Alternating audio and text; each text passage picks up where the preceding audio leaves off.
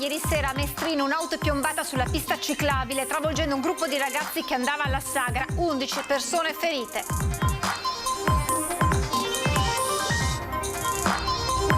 Dramma in Francia, giovane pilota padovano di Borgoricco muore mentre accompagna un cliente in un volo panoramico. Forse a causa di un boccone di carne troppo grande, un 41enne bellunese è morto a Bologna a cena con amici. L'uomo ipovedente era il figlio di Massimo De Valier, sindaco per lungo tempo di Rocca Pietre. È morto dopo 2 giorni di agonia l'85enne travolto in bici domenica mattina a Treviso. È la 9ª vittima sulle strade della Marca in meno di 2 settimane. Ennesima giornata di paura in via Piave a Mestre. Furti e rapine si sono registrati nella mattinata di oggi. È rapinato anche un anziano che stava uscendo dal panificio. Chiuse le liste, inizia ufficialmente la campagna elettorale. 48 gli scranni a disposizione per i candidati parlamentari veneti. Carlo Nordio e Flavio Tosi tra i nomi più pesanti accanto a molti leader nazionali. Travolto il 3 luglio scorso sulla Marmolada, è ricoverato all'ospedale Cafoncello di Treviso per le gravi ferite riportate. Stanno migliorando le condizioni di salute del giovane Davide Carnielli, il post della sorella. Buonasera, ben ritrovati con l'edizione regionale dei nostri telegiornali. C'è la cronaca in primo piano e poi anche stasera la politica con la presentazione e l'ufficializzazione delle liste dei candidati alle politiche. Politiche sulle quali c'è una grande incognita, è quella dell'astensionismo ed è questo il tema del sondaggio che vi presentiamo questa sera. Vi chiediamo di rispondere a questa domanda: incubo astensione? Voi andrete a votare? Se la vostra risposta è sì, il numero è lo 0422 1626 691. Se la risposta è no, il numero è lo 0422 1626 690. La chiamata è gratuita, è sufficiente uno squillo perché la vostra risposta venga correttamente registrata all'esito del sondaggio questa sera nel corso di Ring. E allora veniamo alla cronaca con la tragedia sfiorata nel Padovano a Mestrino. Ieri sera un'auto è piombata su un gruppo di ragazzini fermi lungo la pista ciclabile. Il bilancio parla di 11 feriti.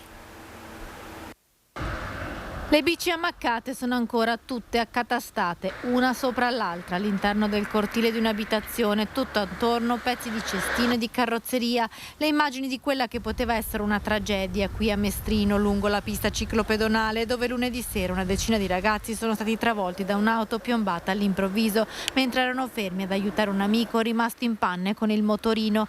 Il bilancio è di 11 feriti, 9 ragazzi e 2 occupanti dell'auto che li ha investiti. L'incidente attorno alle 22, un botto che ha squarciato la tranquilla serata del comune della provincia di Padova.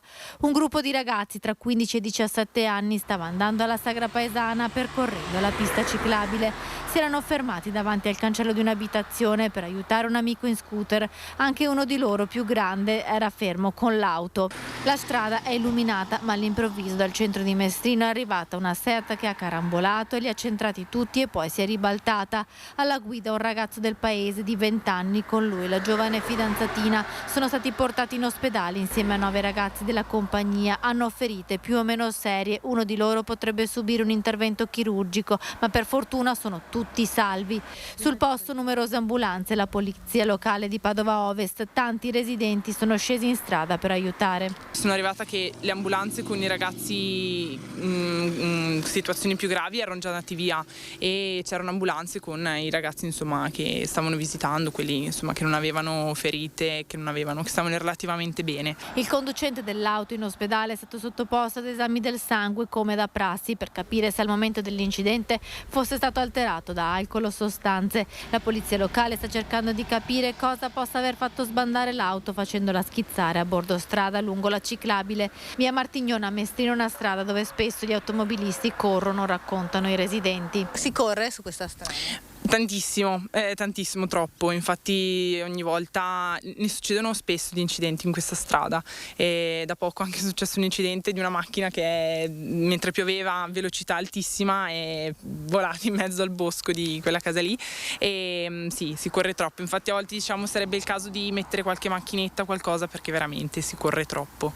L'incidente di Mestrino non può non ricordare quello avvenuto pochi giorni fa a Porcia in provincia di Pordenone, dove un giovane che camminava a bordo strada è stato travolto e ucciso da un'auto. Un giovane pilota di Borgoricco, sempre nel Padovano, ha perso la vita in Francia mentre stava accompagnando un cliente in un volo panoramico. Lo schianto in volo sopra i paesaggi dell'Île-de-France, tragedia vicino a Parigi. Un giovane pilota originario di Borgoricco è morto mentre stava accompagnando un passeggero sul suo ultraleggero per una visita panoramica.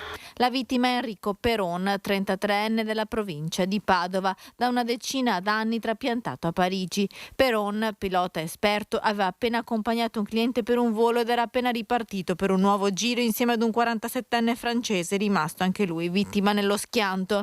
Appena pochi minuti dopo il decollo, la tragedia è in piena fase di volo a circa 50 metri da terra.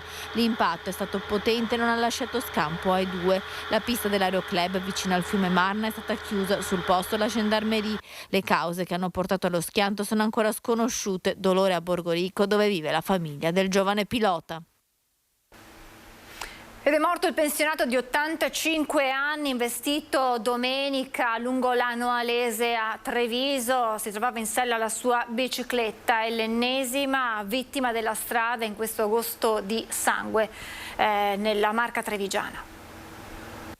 È morto dopo 2 giorni di agonia al Cafoncello Ezio Renosto, l'85enne investito da un'auto davanti alla chiesa di San Giuseppe domenica mattina. Si tratta della nona vittima trevigiana sulle strade in poco meno di 2 settimane. L'uomo si trovava in sella alla sua bici quando è stato travolto lungo la Noalese. Stando alla ricostruzione effettuata dagli agenti della polizia locale intervenuti con 2 pattuglie, il ciclista stava procedendo in direzione aeroporto quando sulla stessa carreggiata è sopraggiunta l'Alfa Romeo condotta da un 70enne, anche lui residente in città. Per causa al vaglio della polizia locale di Treviso, l'auto ha travolto il ciclista sbalzandolo sull'asfalto. L'85enne è rimasto a terra privo di sensi mentre la macchina ha terminato la sua corsa contro un palo dell'illuminazione pubblica. Dopo l'arrivo del suo M118, l'anziano era stato portato in codice rosso al pronto soccorso. Gli stessi agenti della polizia municipale sono in attesa di interrogare il conducente del mezzo, formalmente indagato, così come di conoscere gli esiti dei test alcolemici e tossicologici. Sposato con 2 figli, Renosto abitava in via Albertino da Corona.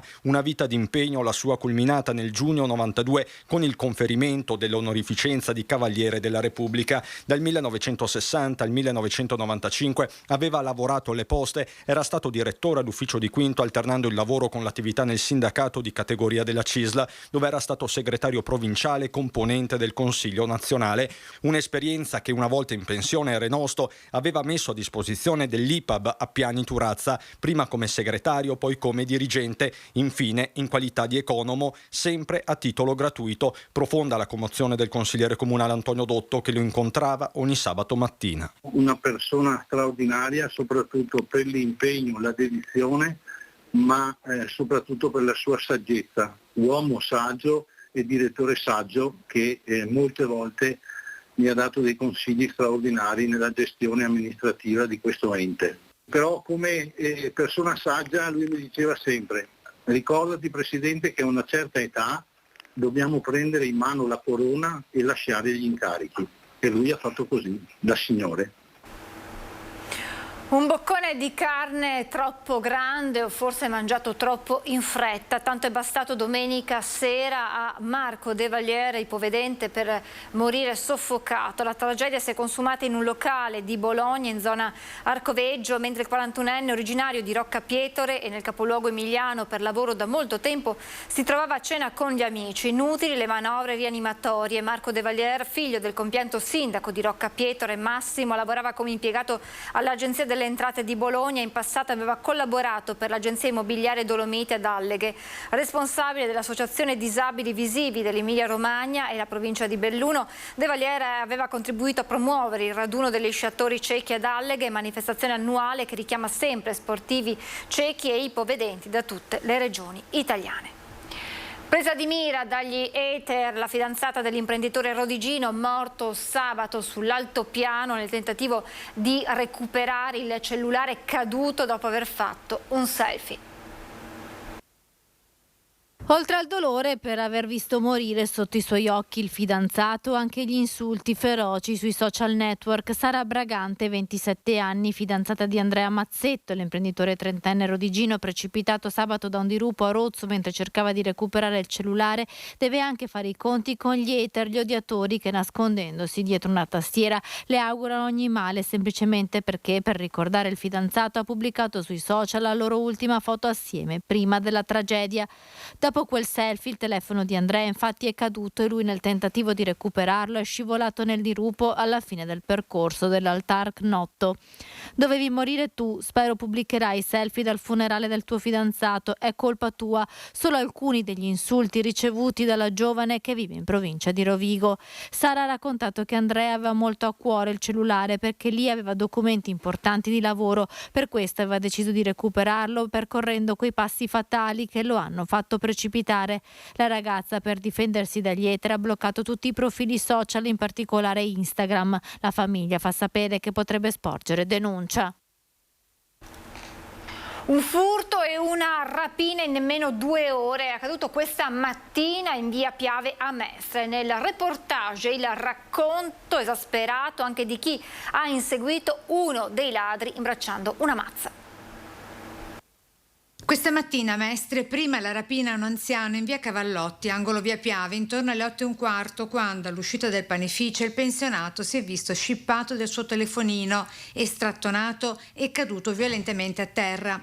Ad assistere al fatto ben 2 commercianti, a cominciare da Michela, la panettiera. Era appena stato qua a prendere 2 brioche, tra l'altro era tantissimo che non veniva, e appena girato l'angolo, uscito, aveva il cellulare in mano. Io ho visto il ragazzo in bicicletta che era un po' che girava, un brutto volto, ecco, diciamo così. E niente, 2 secondi dopo è iniziato a corso il signore urlando che le aveva rubato il cellulare. A prestare i primi soccorsi all'anziano Lucia, la pasticcera di 3 esercizi più in là. Gridava: aiuto, aiuto, chiamate la polizia. E sono uscita e ho chiamato la polizia perché questo gridava: mi hanno rubato il telefonino. Allora l'ho fatto accomodare qui al bar e è arrivata la polizia. Nemmeno il tempo di riprendersi dallo shock che 1 ora e mezza dopo avviene il secondo episodio criminale con il furto di magliette al negozio etnico del bengalese di Pooh. Ha inseguito il ladro con la mazza, racconta. Sempre barbone, sempre casino, sempre. Come mai? Come passare vita là qua? Io abito qua, io abito qua 5 anni, sempre io ho guardato mattina, notte, pomeriggio, tutti la casino. Però come passare vita qua? I giacigli dei barboni con gli scatoloni di cartone che di notte si trasformano all'occorrenza in materassi e cuscino, ancora visibili nell'ex negozio sfitto dei cinesi di fronte a quello di Pooh. Sotto a porticato poco più in là una donna chiede l'elemosina e giorno lei è visibile come nella notte gli invisibili qui in piazzetta San Francesco, angolo via Piave. Ritrovo di pusher sbandati e tossici come lei, Jessica Mestrina, ha soltanto 25 anni. Siringa al braccio, viene qui per farsi. Ieri sera qui in via Buccali, sempre angolo via Piave, i commercianti hanno chiamato di nuovo gli agenti della locale che, verbale in mano, hanno schedato un bel po' di persone, agenti che a loro volta però hanno subito un gravissimo furto, come racconta un residente in questo video pubblicato su Facebook. Oggi è il 23 agosto e come potete vedere qui per terra ci sono documenti del Comune di Venezia, dei verbali di accertamento e contestazione di violazione amministrativa, del verbale unico per fermi e sequestri amministrativi e anche, sempre della polizia locale, un altro blocco per i verbali. Qui è appena arrivata la polizia locale. Un turista Veneziano, 70enne ricoverato per un principio di encefalite nel reparto di terapia subintensiva della neurologia dell'ospedale di Feltre. All'uomo è stata diagnosticata un'infezione da West Nile, verosimilmente contratta fuori provincia. Il 70enne, che non è in pericolo di vita, ha avvertito i sintomi della malattia all'arrivo nel Bellunese, nel territorio di Santa Giustina. Per la provincia di Belluno si tratta del primo caso di West Nile definito di importazione, poiché al momento non sono state rilevati eventi causati da zanzare infette. Finalmente fuori pericolo Davide Carnielli, l'alpinista trentino coinvolto nella tragedia della Marmolada lo scorso 3 luglio. A dare la notizia la sorella Valeria, che affida il messaggio ai social.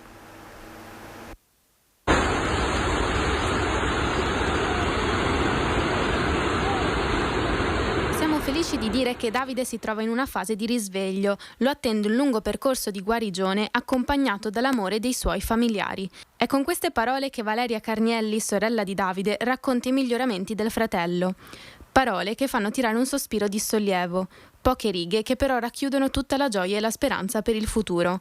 Dato inizialmente per disperso, con il timore che fosse tra le vittime travolte dal seracco staccatosi dal ghiacciaio della Marmolada lo scorso 3 luglio, Davide Carnielli, 30 anni, è stato riconosciuto in ospedale dopo che il presidente Luca Zaia aveva chiesto ai sanitari del Cafoncello di scattare delle foto al paziente ricoverato nella rianimazione della neurochirurgia affinché fosse identificato.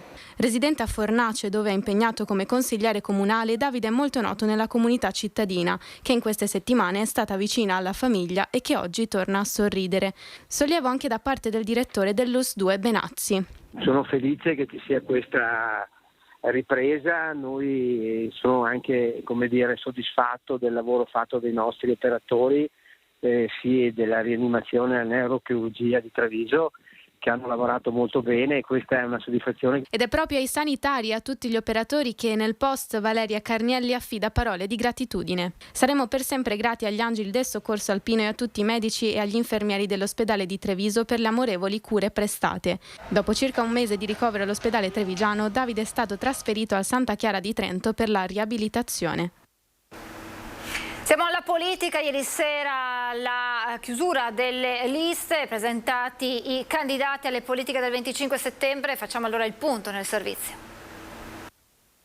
Per alcuni è stato un parto difficile, travagliato soprattutto nel centrodestra. Lega e Fratelli d'Italia si sono presi tutto il tempo possibile per limare, ricalibrare, equilibrare, trovare il giusto mezzo, non sempre riuscendoci tra diktat romani e esigenze di rappresentanza del territorio. Alle 8 della sera in Corte d'Appello si sono chiusi i giochi, 19 i simboli presentati, decine i candidati per 48 scranni a disposizione del Veneto. Prima del taglio i parlamentari erano 74, tanti i rappresentanti uscenti rimasti fuori dai giochi o che si ritrovano in posizioni non utili, soprattutto nella Lega. Franco Manzato e Angela Colmellere sono finiti in fondo alla lista, niente da fare per Giampaolo Vallardi, che in un post ha rivelato di aver appreso dalla televisione di essere rimasto escluso. Non sono stati ricandidati nemmeno Alex Bazzaro, Chetti Fogliani e Sergio Vallotto per Venezia. Sparita dai radar la rappresentanza per Belluno. Il Carroccio schiera quasi tutti i big uscenti tra uninominali e plurinominali, sia Camera che Senato. Ci sono Erika Stefani, Andrea Ostellari, Alberto Stefani, Ingrid Bisa. Tra le poche new entry in posizione utile Gianangelo Boff, commissario della Lega Trevigiana e sindaco di Tarso. In Fratelli d'Italia si gioca la carta Carlo Nordio, candidatura di punta, accanto tra gli altri il commissario regionale Luca De Carlo, Raffaele Speranzon, capogruppo in consiglio regionale Adolfo Urso, attuale presidente del Copasir la padovana Elisabetta Gardini. In Veneto correrà anche Isabella Rauti, ma non è l'unico nome non veneto di fatto blindato dai partiti. Forza Italia mette al sicuro Anna Maria Bernini, mentre la presidente del Senato Casellati dovrà giocarsela in Basilicata. L'altro nome in pole position è quello dell'ex sindaco di Verona Flavio Tosi. Nel PD i big nazionali in corsa a nord-est sono lo stesso segretario Dem Enrico Letta e l'eterno Piero Fassino. Blindati la trevigiana Rachele Scarpa, Alessandro Zan, padre dell'omonima legge sulla lotta all'omotransfobia, e lo stesso Andrea Martella, segretario regionale del partito. Coraggio Italia, la formazione di Brugnaro, schiera tanti volti giovani imprenditori, riconfermando Raffaele Baratto e dando molte chance a Martina Semenzato. Azione opposizione, Italia Viva, riconfermano i parlamentari uscenti Sara Moretto, Daniela Sbrollini, Davide Bendinelli, con Carlo Calenda, che è posizionato al proporzionale al Senato a Padova. Nome di peso è quello dell'imprenditore Alberto Baban. Nel Movimento 5 Stelle pronta a correre di nuovo Barbara Guidolin, con la new entry Flavio Baldan, che per l'alternanza di genere ha scalzato Orietta Vanin. In lizza anche la moglianese Cristina Manes ed Enrico Cappelletti. Più Europa si affida anche ai big Benedetto Della Vedova ed Emma Bonino, accanto ai nomi del territorio Alberto Ruggin e Annalisa Nalin. Per l'Alleanza Verdi sì c'è Luana Zanella. Scende in campo per il partito animalista anche Riccardo Szumski, ex sindaco di Santa Lucia di Piave, medico divenuto un simbolo per la sua lotta contro le politiche ufficiali sul Covid. E in questa campagna elettorale tiene banco in queste ultime ore la polemica che si è scatenata dopo che la leader di Fratelli d'Italia Giorgia Meloni ha diffuso sui social il video di uno stupro avvenuto a Piacenza da parte di un richiedente asilo originario della Guinea ai danni di una donna ucraina. Dopo le critiche mosse dal PD e dal suo leader Enrico Letta, il dibattito è diventato un terreno di scontro anche a livello locale tra centrodestra e centro-sinistra. Nella puntata di ieri sera di Ring, accesi i toni tra Alberto Ruggin di Più Europa e Raffaele Speranzon di Fratelli d'Italia. Il punto è che ogni volta che il reato non avviene da un italiano, perché anche gli italiani, come tutte le persone del mondo, commettono reati, quando avviene un reato commesso da un immigrato, in particolar modo in questo caso un richiedente asilo, siamo in campagna elettorale, se si può raccogliere anche qualche voto in più sulla pelle, stiamo parlando di una ragazza che comunque ha subito una violenza sessuale, ma di questo a quanto pare nessuno gliene frega niente, perché stiamo parlando di una ragazza che ha subito una violenza sessuale, che è una delle cose più orribili penso che possa capitare a una donna. Di questo non gliene frega niente a nessuno. La cosa che dispiace è che si faccia riferimento all'aggressore come a un extracomunitario, ma ci si dimentichi che l'aggredita è una donna ed è un extracomunitario. Allora ho la sensazione che ci sia una certa misoginia da parte di certa sinistra, che quando vengono fatte delle aggressioni nei confronti delle donne, per di più donne che sono anche ancora più deboli perché sono nel nostro territorio, sono straniere e sono anche extracomunitari, allora lì la solidarietà non c'è. Che detto delle perché reati avvengono tutti i giorni? Perché ha strumentalizzato questo reato? Perché è commesso da un richiedente asilo. Perché è subito da una donna extracomunitaria. No, non è vero. Perché è subito da una donna extracomunitaria. Lei mente sapendo di mentire. Da una donna extracomunitaria che voi non difendete. Che voi non difendete. È stata firmata questa mattina a Palazzo Balbi il protocollo per l'inclusione lavorativa, l'istruzione e la formazione della popolazione carceraria. Oggi noi presentiamo, possiamo dirlo, una prima nazionale, nel senso che questa regione vuole firmare un accordo che noi abbiamo deliberato fra l'altro ad aprile, il 22 aprile se non ricordo male, un accordo per l'inclusione lavorativa, ma non solo, perché parleremo di riattivazione lavorativa, di istruzione, di formazione e altro, relativamente alla popolazione carceraria. Regione Veneto e Provveditorato regionale dell'amministrazione penitenziaria hanno sottoscritto un protocollo primo nel suo genere in Italia, con l'obiettivo di evidenziare e potenziare le competenze lavorative dei detenuti. Prevede l'assunzione di 4 funzionari che dovrebbero lavorare all'interno delle case circondariali e della casa di reclusione del Veneto. Sono funzionari che si affiancheranno ai nostri funzionari giuridico-pedagogici, significa ai nostri educatori, proprio per fare un lavoro insieme più accurato su quelle che sono le competenze lavorative delle persone detenute. Sono 2.392 le persone attualmente detenute nelle carceri venete, il 50% in attesa di giudizio. Nella metà dei casi si tratta di cittadini stranieri.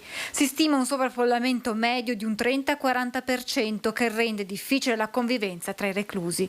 Per questo si sta lavorando per migliorare le condizioni di vita negli istituti con interventi di ristrutturazione, ad esempio disponendo le docce nelle celle o gli impianti di condizionamento.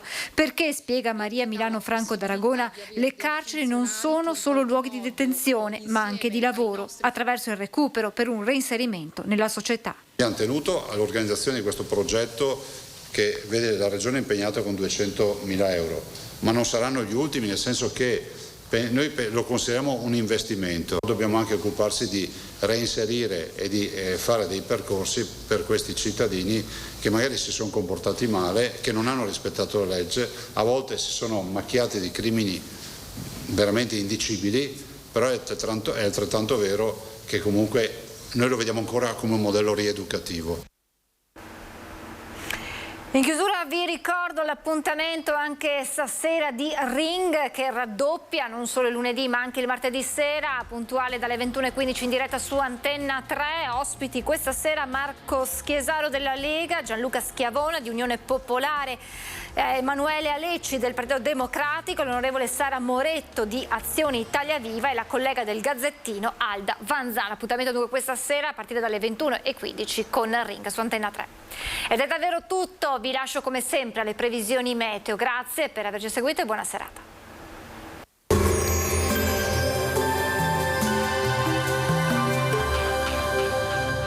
Cooperativa Agricola Volpago offre carne fresca di prima qualità. Ci trovi a Volpago del Montello, Pieve del Grappa, Tre Baseleghe e presso lo spaccio del contadino a Dolo e Massanzago. Benvenuti al meteo. Previsioni per mercoledì 24 agosto. Sul Veneto, tempo in prevalenza stabile con cielo sereno o poco nuvoloso. A partire dal pomeriggio, possibili addensamenti nuvolosi più consistenti sulle zone montane. Non sono attese precipitazioni. Temperature minime comprese tra i 17 e i 20 gradi, massime sui 29 e 30 gradi. Sul Friuli Venezia Giulia, cielo in prevalenza poco nuvoloso, con presenza di qualche nube sui rilievi. Precipitazioni assenti. Temperature minime comprese tra i 20 e i 22 gradi, massime intorno ai 30 gradi. Sul Trentino Alto Adige tempo stabile e molto soleggiato, con presenza di velature sparse e di passaggio nelle ore più calde della giornata, che non daranno luogo a precipitazioni. Le temperature minime si attesteranno intorno ai 14 gradi, massime comprese tra i 30 e i 32 gradi. Dal meteo di Antenna 3 è tutto, arrivederci.